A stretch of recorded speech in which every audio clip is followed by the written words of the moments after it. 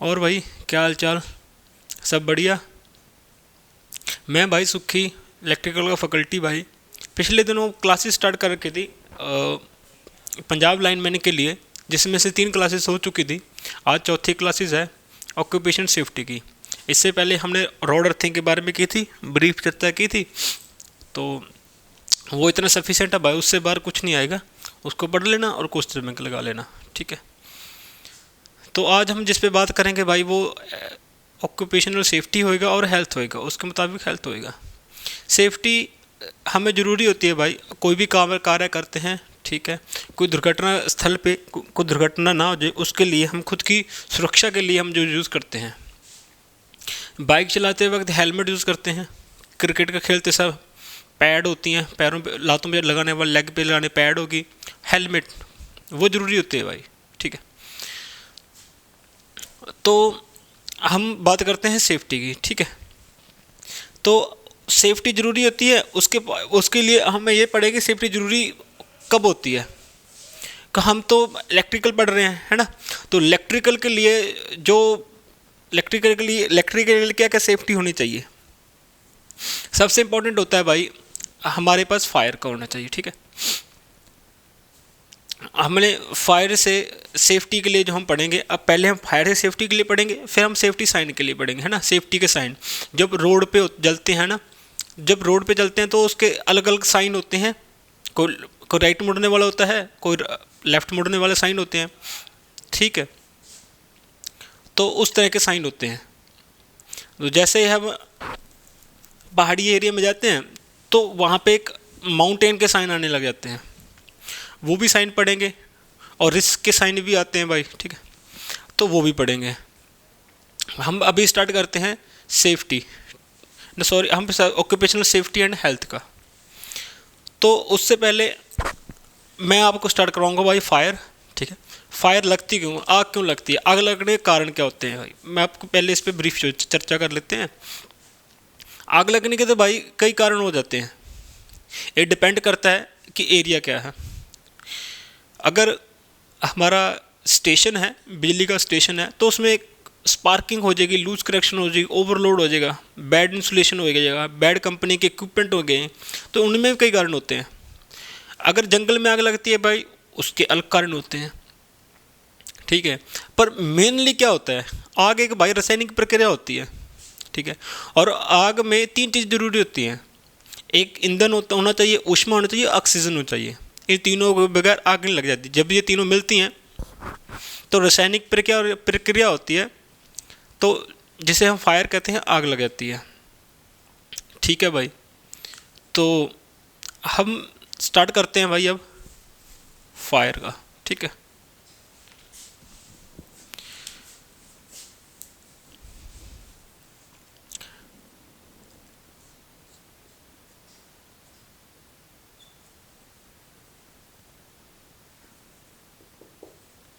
Fire एक रासायनिक प्रक्रिया है भाई।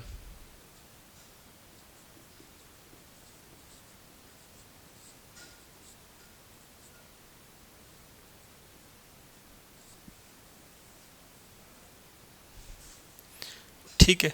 और दूसरी बात भाई, आग लगने के लिए हमें क्या क्या चीज़ चाहिए। आग लगने के लिए 3 चीज़ें चाहिए होती हैं, यही हर बार पेपर में पूछा जाता है कि आग लगने के लिए क्या क्या चीज़ ज़रूरी होती हैं। आग लगने के लिए भाई ईंधन होना चाहिए,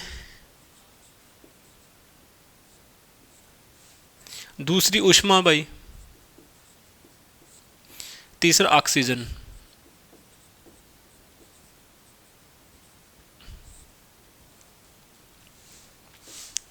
इन तीनों में से अगर एक भी मिस होता है तो आग नहीं लग पाएगी भाई। तीनों चीज़ें ज़रूरी होती हैं, ठीक है। तो अब पढ़ते हैं भाई हम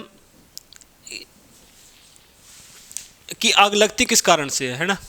मैंने अब बता के अब फिलहाल बताया था आपको पहले से पहले कि आग अगर इक्विपमेंट स्टेशन है, ठीक है, अगर कहीं से भी इलेक्ट्रिकल की जो वायर जा रही है तो वहाँ पे भी आग लगने के ये कारण हो सकते हैं भाई। पहला जो कारण लिखाऊंगा ना मैं, आग लगने के कारण।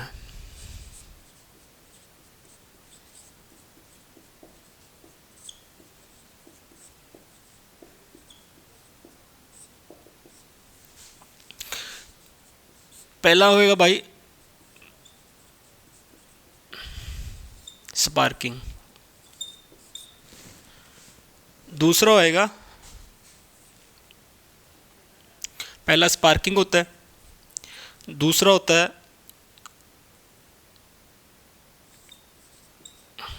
शॉर्ट सर्किट का,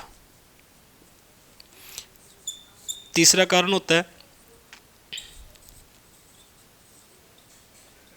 ओवरलोड का, चौथा कारण होता है भाई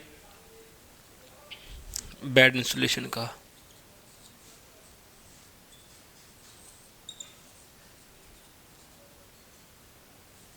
बैड इंसुलेशन किस तरह से होता है ये मैं आपको बताता हूँ भाई। कई बार क्या होता है, हम पैसे के चक्कर में ना भाई जो वायर लेके आते हैं ना, पैसे के चक्कर में जो वायर लेके आते हैं वो बैड क्वालिटी के लिए आते हैं। इंसुलेशन क्या होता है, उस पर इंसुलेशन जो लगा होता है वो बहुत नरम इंसुलेशन होता है।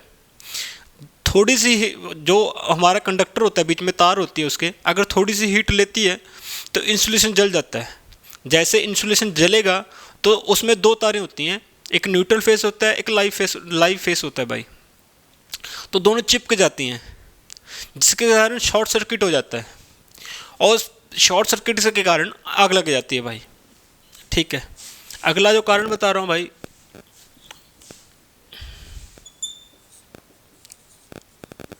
बैड कंपनी के जो हम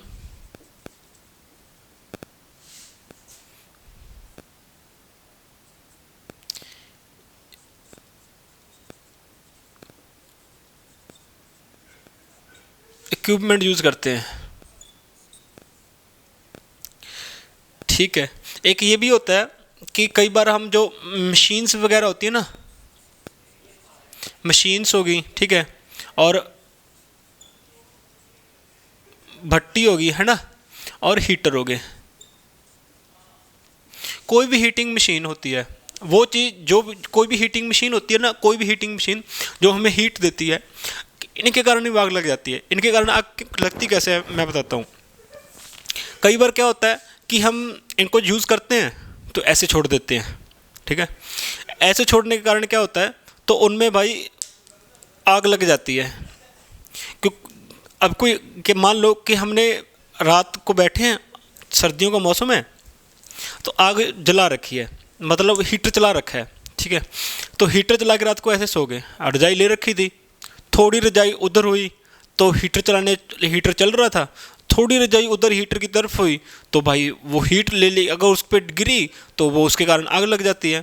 तो एक ये भी कारण हो जाता है भाई, इसलिए कहते हैं कोई मशीन का यूज़ करते हो, कोई हीटर का यूज़ करते हो, कोई भट्टी यूज़ करते हो, यूज़ करने के बाद इसको ऑफ कर दीजिए तो फिर ठीक है। आग लगने के कारण heater, machine, Bhatti after of, use after of कर दो, जो आफ्टर ऑफ, ठीक है, ये मान के चलो।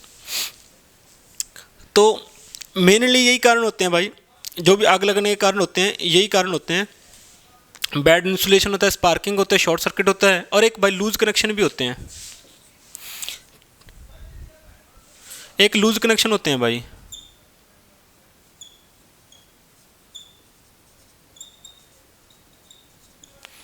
लूज कनेक्शन कैसे, कई बार क्या होता है ना, कई बार किसी कनेक्शन को ना भाई, जो सिल्वर की तार होती है ना, वायर होती हैं, हम प्लास्टिक बजाय हाथ से कर लेते हैं, ठीक है, तो कनेक्शन कहीं ना कहीं लूज रह जाता है।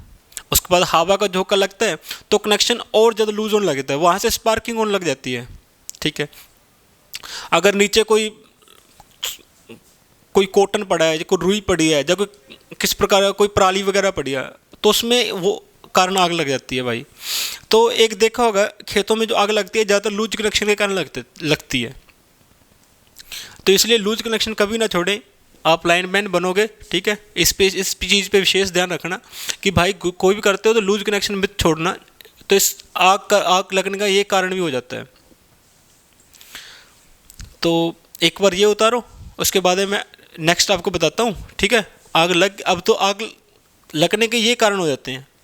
अगर आग लग जाती है फिर उसके बुझाने के लिए क्या क्या चीज, कौन कौन से एक्सटिंग्विशर होंगे, ठीक है, कितने टाइप की आग होगी, फिर उस पर चर्चा करते हैं। आप एक बार ये उतारो, ठीक है भाई।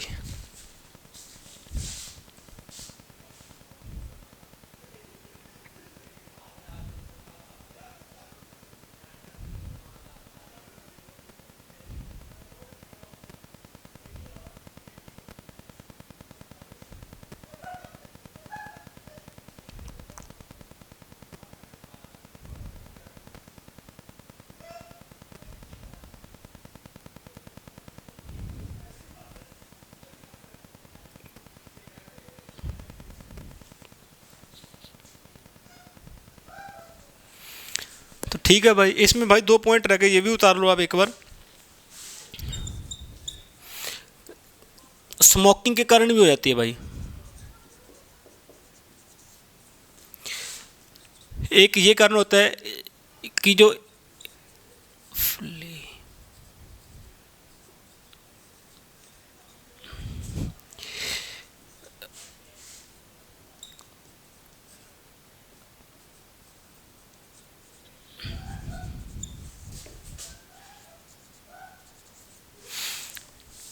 इन इनफ्लेम एंड एक्सप्लोजिव मटेरियल होता है ना, कई बार जो ज्वलनशील पदार्थ होते हैं, जो विस्फोटक पदार्थ होते हैं, है ना, उनमें भी आग लग जाती है भाई। उनमें भी स्मोकिंग के कारण लग मान लो, या किसी और चीज़ का मान लो इनफेम जो विस्फोटक जिनकी बात कर रहा हूँ ना मैं, जैसे पटाखों की भट्टी होती है, पटाखों के कारखाने होते हैं, ठीक है, वो एक एक्सप्लोजिव मटेरियल है, तो उसमें भी आग लग जाती है भाई।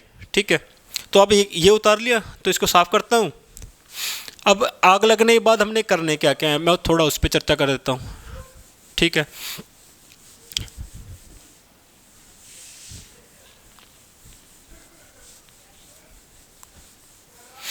अगर आग लग जाती है, मान लो आप किसी कॉलेज में हो, इंस्टीट्यूशन में हो, किसी में भी हो, ठीक है, तो आप एक काबिल नागरिक हैं भाई, तो आग लग जाती है ना तब, तो खुद की सेफ्टी जो सेफ्टी होती है, जीवन वो होता है ना भाई जो दूसरों के लिए दिया जाता है।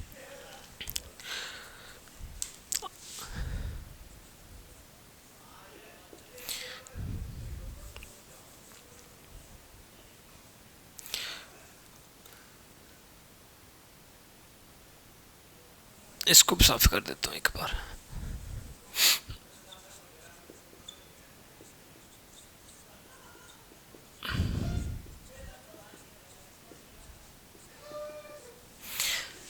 ठीक है, आप एक काबिल नागरिक हैं भाई, आपको ये पता होना चाहिए जब आग लगती है खुद की सेफ्टी तो होती है, जो हमारे साथ हैं उनकी सेफ्टी भी ज़रूरी होती है। फिलहाल दिल्ली की बात है, मुखर्जी नगर में, वहाँ पे एक कॉलेज कोई कोचिंग इंस्टीट्यूट था, तो उसमें आग लग गई थी।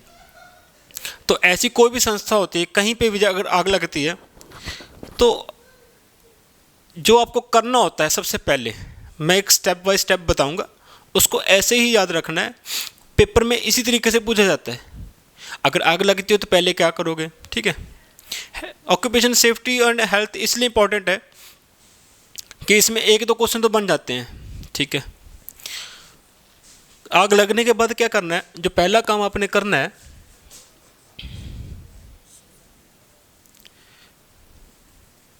एक मिनट भाई,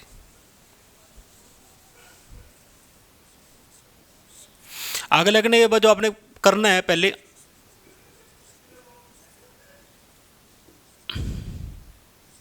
अलार्म बजाना है भाई।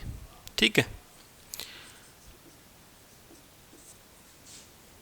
अलार्म बजाना है। कई बार क्या होता है, अलार्म सुनता है, किसी को नहीं सुना, सुन भी जाता है, तो फिर भी आपका ये बनता है कि अलार्म बजने के बाद आपने खुद भी फायर चलाना है। क्या चलाना है,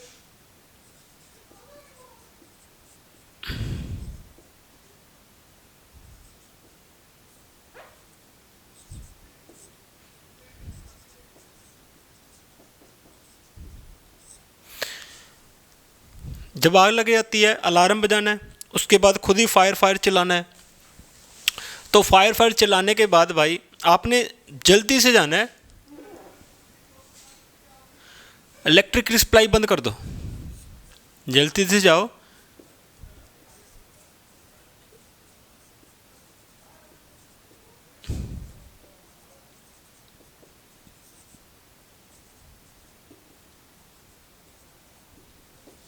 सप्लाई बंद करने के बाद आपने क्या करना है,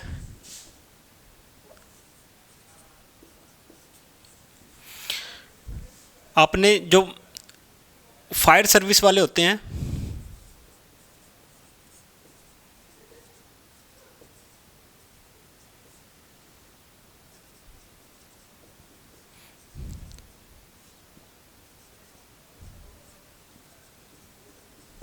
फायर सर्विस वाले को कौन कॉल कर दीजिए भाई।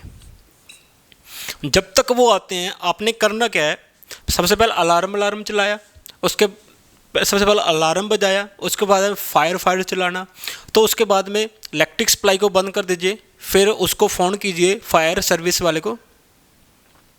फायर सर्विस वाले को फ़ोन करने के बाद आपने क्या करना है, आपने जो वहाँ पे मौजूद हैं, लोग मौजूद हैं, उनको एक एग्ज़िट विंडो होती है जिसको हम एमरजेंसी विंडो कहते हैं, ठीक है। तो उन सबको एमरजेंसी विंडो की तरफ लेके जाना है। कई बार क्या होता है, नया होता है, उनको पता नहीं था एमरजेंसी विंडो किस साइड है। तो ठीक, आपने क्या करना है, एमरजेंसी विंडो की तरफ लेके जाना है, उनको वहाँ से सेफ निकालना है। जैसे एमरजेंसी विंडो से सब निकल रहे हैं, तो उससे अगला काम पहले ये लगा ले,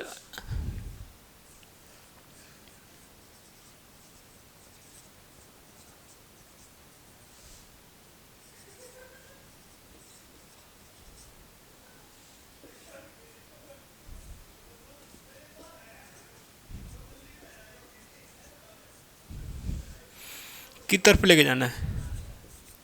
जो अगला काम करना है भाई, जैसे ही इमरजेंसी विंडो की तरफ आप लेके जाते हो, जो जिनको पता नहीं है किस साइड है, जिनको पता नहीं है कि विंडो किस साइड है, उनको बताना है और उनको आग से दूर रखना है। अगला काम जो आपका होगा, उनको आग से दूर रखना होगा।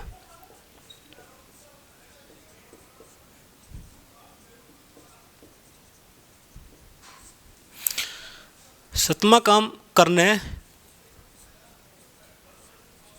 खुद भी सुरक्षित निकलें भाई।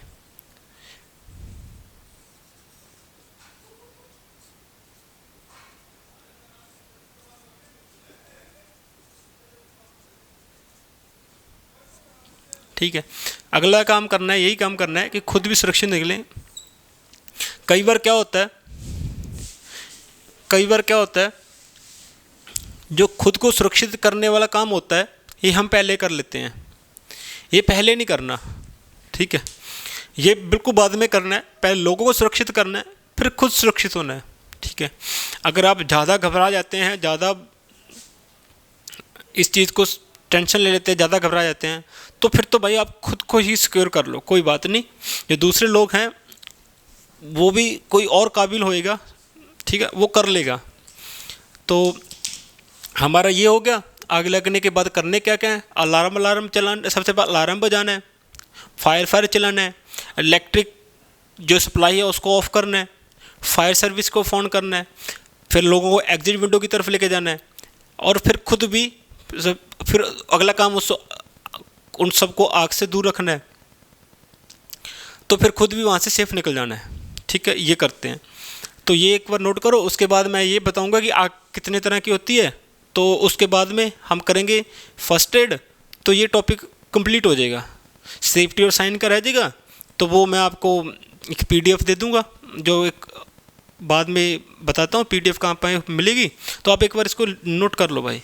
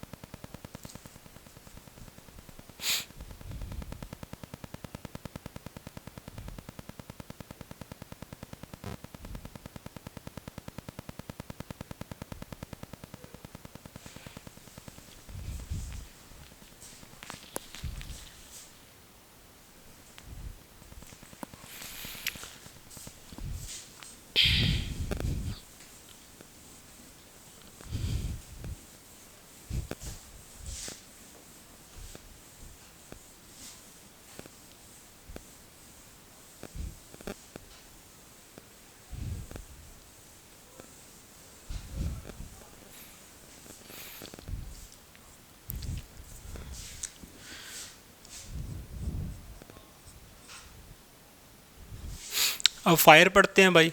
फायर कितनी तरह की होती है, ठीक है, ये थोड़ा बाहर ना चले जाए।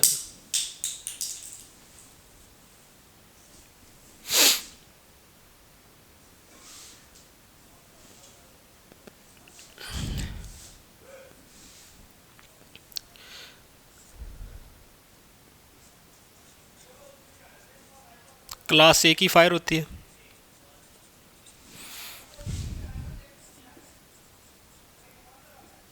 क्लास बी की फायर होती है। क्लास सी की फायर होती है। क्लास डी की फायर होती है। ठीक है, तो आपको ये चीज़ का पता होना चाहिए भाई, क्लास ए की का फायर कौन सी होती है, क्लास बी की, क्लास सी की और क्लास डी की। ठीक है, तो सबसे पहले क्लास ए की बात करते हैं। क्लास ए की फायर होती है जो जंगलों वगैरह में आग लग जाती है, मानो कि लकड़ी को लगने वाली आग, प्लास्टिक की फैक्ट्रियों में ये मानो कि रबड़ को लगने वाली आग। ठीक है, और जो कागज़ की फैक्ट्री में लगने वाली आग होती है वो भी इसमें आती है। ठीक है, क्योंकि लकड़ी से तो कागज़ बनते हैं, तो वो तो अपने आप कवर हो जाती है। आपने देखा होगा जो मानो जंगल में आग लगती है तो ज़्यादातर पानी यूज़ कर लेते हैं, कोई समस्या नहीं आती उसमें। और जो रबड़ की फैक्ट्री में, कपड़े की फैक्ट्री में, इन पे भी यूज़ करने पानी यूज़ कर लेते हैं, कोई समस्या नहीं आती। क्योंकि क्लास ए की आग को जो लगती है तो इनमें क्या क्या है, पानी हो गया, सोडा हो गया, एसिड हो गया, सोडा एसिड हो गया, रेत हो गया, तो वो यूज़ कर लेते हैं। ठीक है, तो वैसे इसको जो करते हैं कार्बोनियस आग कहते हैं। ठीक है, तो एक ही क्लास हम डिफाइन करते हैं, हम एक एक अलग अलग लिखते हैं। ठीक है,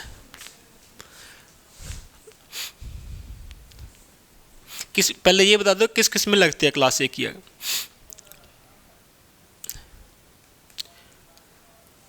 क्लास ए की आग जो लगती है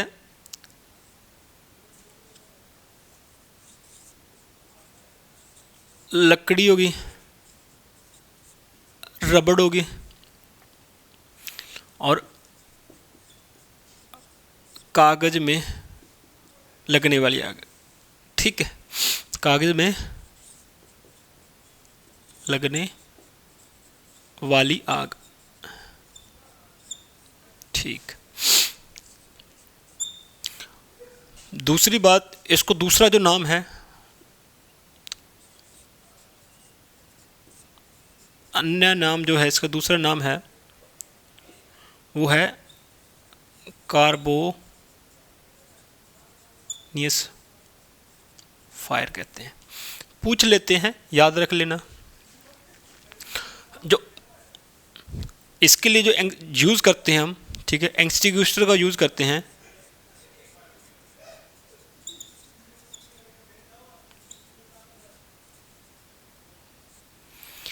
पानी का यूज़ कर लो, कोई समस्या नहीं है। रेत का कर लो, कोई समस्या नहीं है। सोडा एसिड आता है, कोई समस्या नहीं है। ठीक है, कोई समस्या नहीं है। ये एक्सटिंग्विशर होते हैं। सॉरी, थोड़ा इसको इधर कर लेते हैं।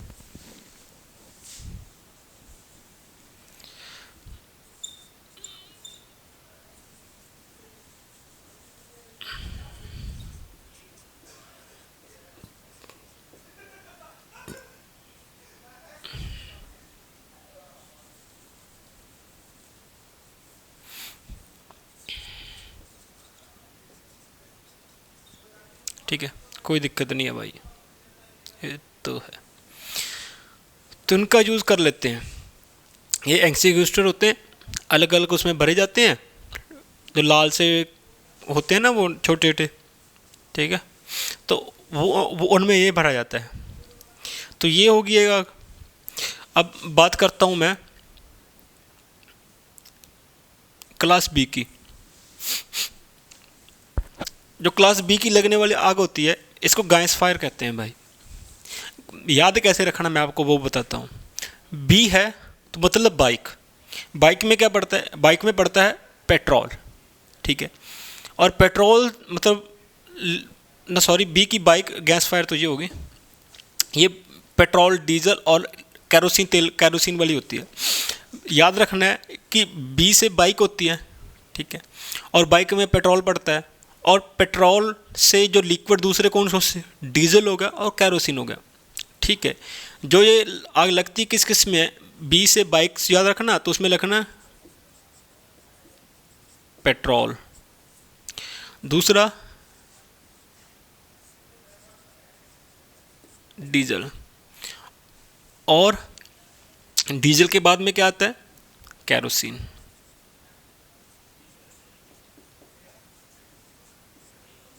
ठीक है, इन तीनों में जो आग लगती है इसको दूसरा नाम कहते हैं, वो कहते हैं लिक्विड,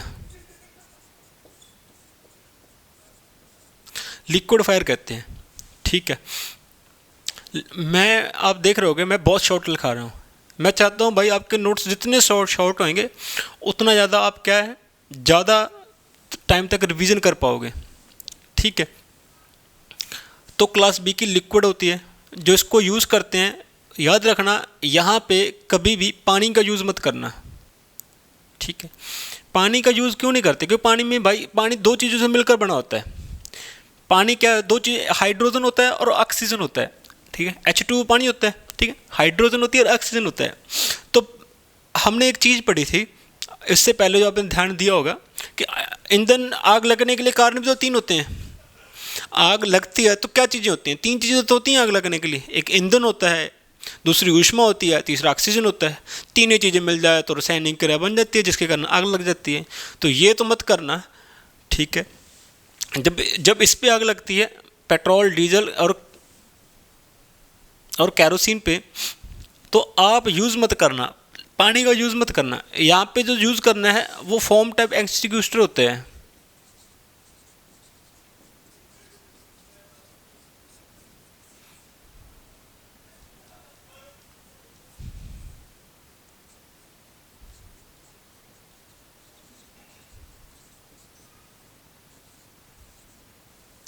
ठीक है, जो यहाँ पे यूज़ करते हैं फॉर्म टाइप एक्सटिंग्विशर होते हैं, ठीक है। और एक वो भी तो यूज़ कर लेते हैं, एक CO2 वाला भी होता है एक्सटिंग्विशर,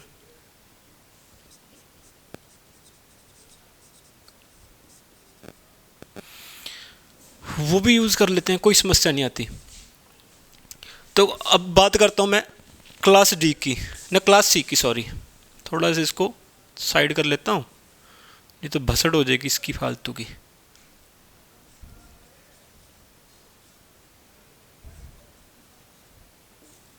ठीक है,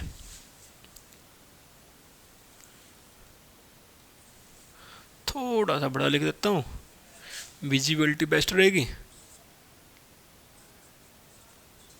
ठीक, तो इसको कैसे याद रखना है भाई, वो आपको बता देता हूँ मैं। जो इसको याद रखना है वो कैसे याद रखना है, आपने याद रखना है कि सी है, ठीक है, तो सी से याद रखना है CNG, सी से क्या याद रखना है, CNG। तो CNG तो गैस होगी, है ना। तो और कौन सी गैसें होती हैं, LPG, butane gas,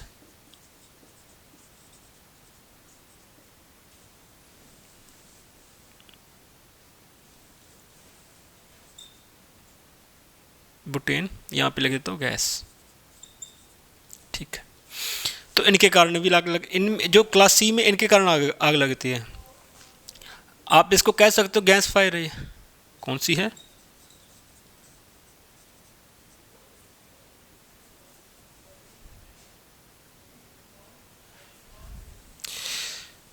gas fire आग होती है। आप देखो इतने भाई, मैं पानी पी लेता हूँ।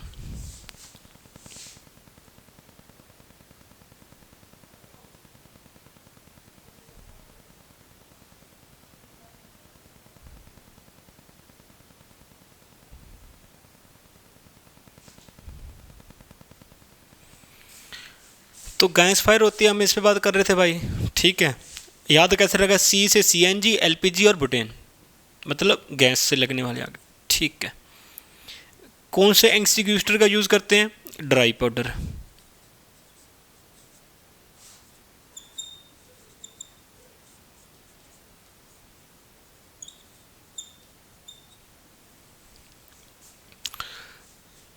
जो हमारे कई बार क्या है, घर में आग लग जाती है, ठीक है, जब गैस में आग लग जाती है ना, मतलब गैस की पाइप में आग लग गई, तो उस पर कभी पानी मत डालना। वो पहले बता के हटाऊँ कि पानी में H2O का पानी बनता है, हाइड्रोजन ऑक्सीजन होती है, ईंधन तो सब कुछ होते ही, उसके पास ऑक्सीजन और चाहिए होती है, तो वो आप दे देते हो पानी के इधरों। ये मत करना बस एक। तो हम क्या करते हैं, उसकी ऑक्सीजन की सप्लाई बंद कर देते हैं। अगर मान लो जो सिलेंडर है उसके ऊपर आग लग जाती है, रेगुलेटर होता है उस पर आग लग गई, तो हम कपड़े से उसको ढक देते हैं। हमने क्या कर दिया, हमने उसकी ऑक्सीजन की सप्लाई को बंद कर दिया। तो ऑक्सीजन की सप्लाई जैसे बंद होती है, तो वैसे जैसे ऑक्सीजन की सप्लाई बंद करेंगे, ठीक है, तभी आग बंद हो जाती है। तो हमने 3 चीज़ें पढ़ ली। अब मैं बात करता हूँ क्लास डी की आग पे। नीचे आ जाएगी क्लास डी की आग, तो मैं क्लास डी की आग ना थोड़ा नीचे ले जाता हूँ, क्योंकि यहाँ पे स्पेस की दिक्कत है भाई। कोई दिक्कत तो नहीं आएगी, मैं देख लेता हूँ थोड़ा, यो इसको यहाँ पे लिख देता हूँ।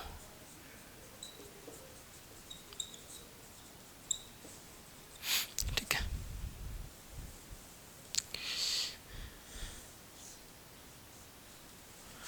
दिख रहा होगा, विजिबिलिटी होएगी। ठीक है, यहाँ पे क्लास डी की आग लिख देता हूँ भाई मैं।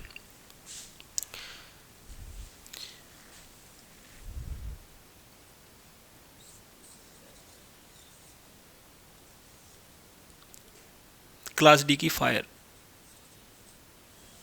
ठीक है, होता क्या है, क्लास डी में जो इलेक्ट्रिकल इक्विपमेंट होते हैं, वायर होगी,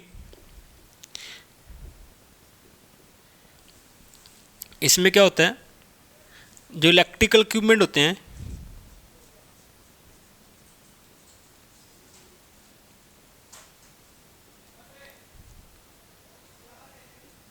इलेक्ट्रिकल इक्विपमेंट हो गए, जो भी इनमें में आग लगती है ना, वो क्लास डी में आग आती है।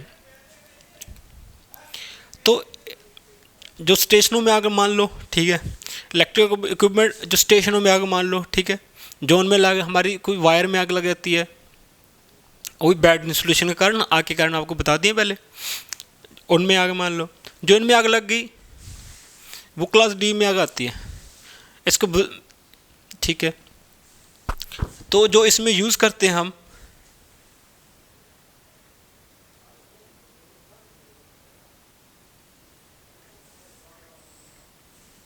जो क्लास डी में जो यूज़ करते हैं हम, वो करते हैं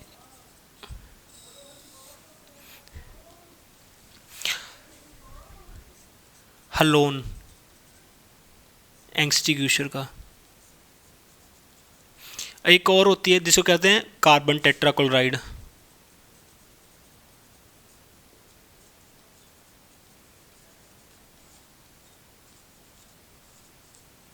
ठीक है, कार्बन टेट्राक्लोराइड ये एक्सटिंग्विशर है भाई, अगर ध्यान में रहें तो ये इंपॉर्टेंट है, ये भी ध्यान रखना। मैंने अब तक जो आपको क्लास जो आपको अब तक जो पढ़ाया है वो ये है कि क्लास ए की आग लकड़ी को लगने वाली आग, रबड़ कागज़ को लगने वाली आग होती है, कार्बोनियस टाइप फायर कहते हैं। इसके जो एक्सटिंग्विशर का यूज़ करते हैं वो पानी, रेत और सोडा एसिड। बी से बाइक में पड़ता है पेट्रोल, डीजल और कैरोसिन। लिक्विड फायर, ठीक, बुझाने के लिए फोम एक्सटिंग्विशर का और कार्बन एक्सटिंग्विशर भी यूज़ हो जाता है। सी से सीएनजी, ठीक है, सीएनजी मतलब, और LPG CNG butane. Gas fire, dry powder का यूज़ करेंगे यहाँ पे, ठीक है, वही आग है जो हमारे घर पे लग जाती है कई बार गैस को, उस आग की बात कर रहा हूँ। पानी का यूज़ मत करना, यूज़ करना है ड्राई पाउडर का। अगर है तो ठीक, आप कोशिश करें कि उसके ऑक्सीजन की सप्लाई बंद कर दीजिए। ठीक, क्लास डी की आग होती है इलेक्ट्रिकल इक्विपमेंट में लगने वाली आग जो होती है क्लास डी की आग होती है। और लगती पता क्यों, किस कारण से लगती है? इलेक्ट्रिक इक्विपमेंट जो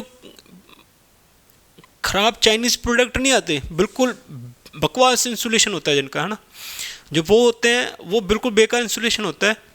थोड़ी सी हीट लेते हैं तो पूरा का पूरा जल जाते हैं, मेड इन चाइना के होते हैं। तो चाइना को तो वैसे ही अवॉइड करना चाहिए।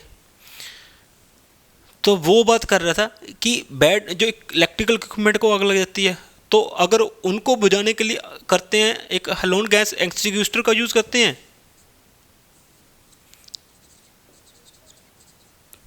दूसरे कार्बन टेट्राक्लोराइड का, ये उतार लीजिए।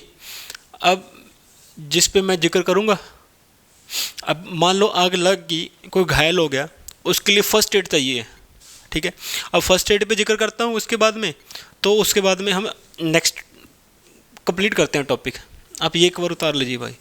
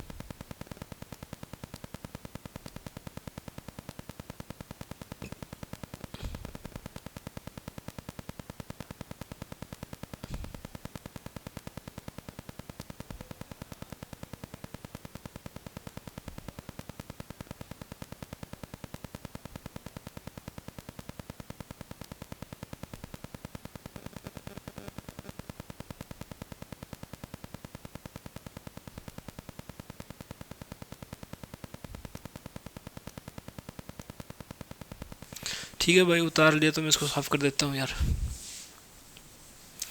इसमें तो यही कुछ पूछा जाता है यार। अब जब हम इसके क्वेश्चन करते हैं ना, तो क्वेश्चन में हमारे बहुत ज़्यादा चीज़ें क्लियर हो जाती हैं।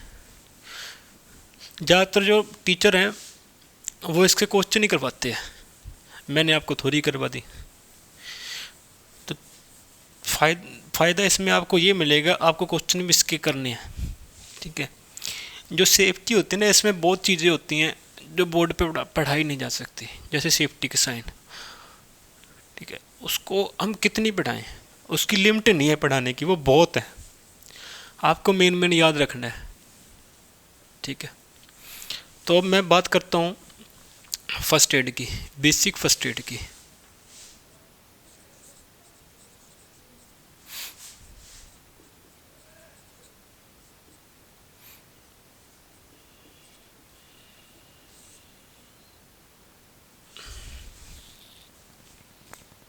ठीक है, तो अब बात करते हैं बेसिक फर्स्ट एड की ज़रूरत क्या पड़ती है।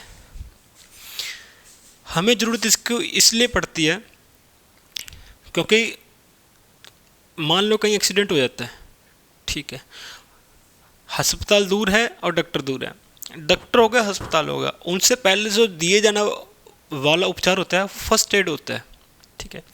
ये बेसिक होता है, ठीक है, एमरजेंसी में दिया जाता है, ठीक है। तो इसको प्राथमिक उपचार भी कहते हैं। इसके कई नाम है भाई, वो लिख ही लेना यार, खुद मैं बोल रहा हूँ। प्राथमिक सहायता लगा लो, प्राथमिक उपचार लगा लो, प्राथमिक चिकित्सा लगा लो, ठीक है। तो ये होते हैं।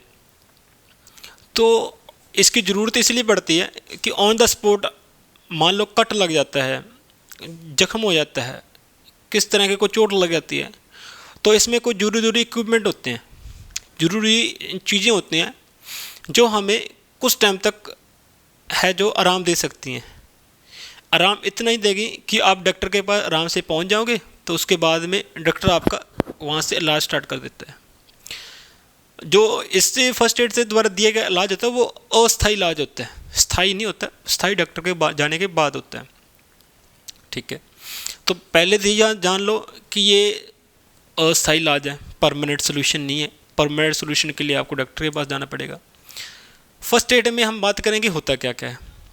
डेटॉल होती है एक तो, ठीक है, जख्म को साफ़ कर लेते हैं उससे, एंटीसेप्टिक होती है, कई बार लगते हैं डेटॉल से रुई लेके उसे साफ़ कर लेते हैं, एक रुई भी होती है।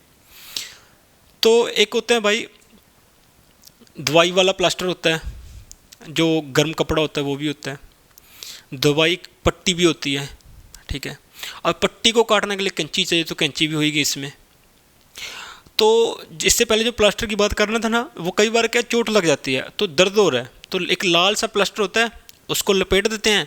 तो उसको लपेटने के बाद उसके ऊपर लगने वाले सेफ्टी पिन होते हैं छोटे छोटे, वो भी सेफ्टी पिन इसमें होते हैं। मान लो आप कहीं जल गए हो, एक स्टेशन पे काम कर रहे थे, तो फायर के कारण जल गए हो, या कोई और तरीके की आग आपको छू के चली गई है, तो हल्का सा जल गया, तो इसमें बर्नॉल होती है फर्स्ट एड में, वो वहाँ से यूज़ कर लेना बर्नॉल का, ठीक है। तो और भी कई चीज़ें होती हैं, ठीक है। बेहोशी की दवाई के लिए भी चीज़ें होती हैं, कहीं आप बेहोश ना हो जाओ उससे पहले आप डॉक्टर के पास पहुंच जाओ, वो भी चीज़ें होती हैं, ठीक है। जो होती क्या क्या चीज़ें हैं वो एक बार जिक्र कर लेता हूँ मैं। पहली जो बेसिक चीज़ होती है ना भाई,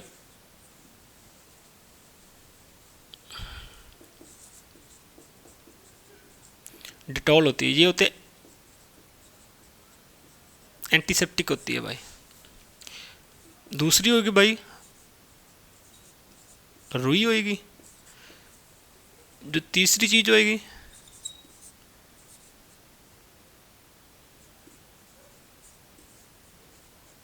सेफ्टी पिन होते हैं,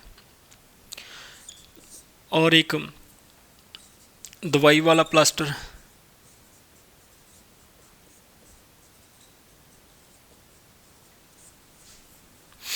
और स्प्रिट ऑफ अमोनिया।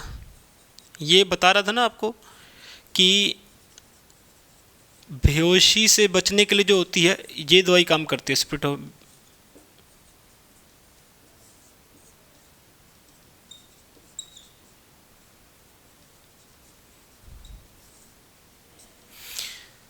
कई बार ऐसी सिचुएशन हो जाती है कि अगर बेहोश हो जाते हैं तो कंडीशन ज़्यादा ख़राब हो जाती है, उस कंडीशन में हम ये दवाई देते हैं।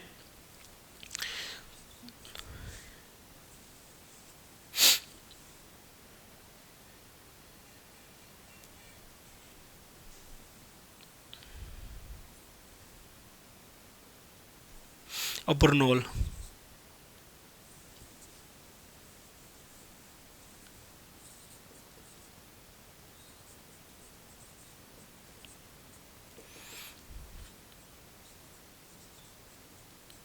तो बचा जलने पर।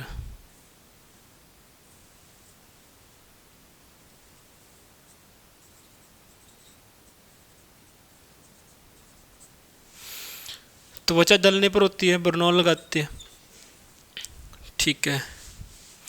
एक होता है टिनेक्चर, आयोडाइन, और परवोडाइन।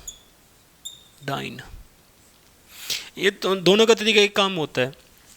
कई बार कट लग जाता है, ठीक है।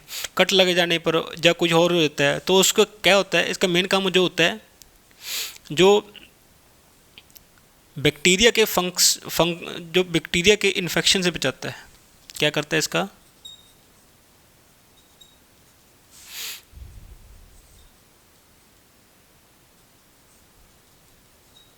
इन्फेक्शन से, बैक्टीरिया के इन्फेक्शन से बचाता है भाई, इसका ये काम होता है।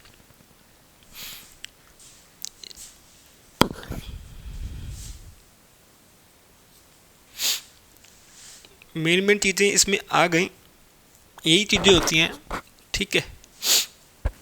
आप उतार लो, मैं अगले पॉइंट पे लिख देता हूँ जो चीज़ें होंगी एक बार।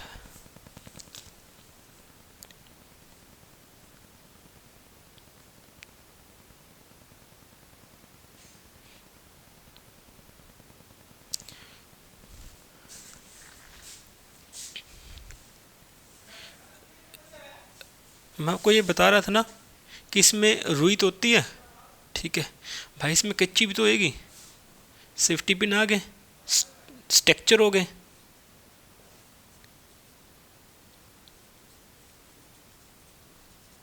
कैंची हो गई, और एक जो लास्ट चीज लगा रहा हूँ ये होती है ना, एंटीसेप्टिक होती है भाई, इन्फेक्शन से बचाने वाली, वो तो एंटीसेप्टिक होएगी, ये तो आम सी बात है, ठीक है। इसमें जो होता है,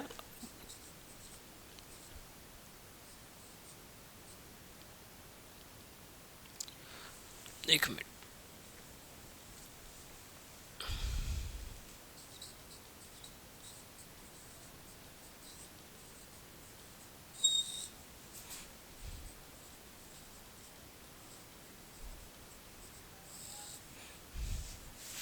ये घाव को साफ करने के लिए लगाते हैं भाई।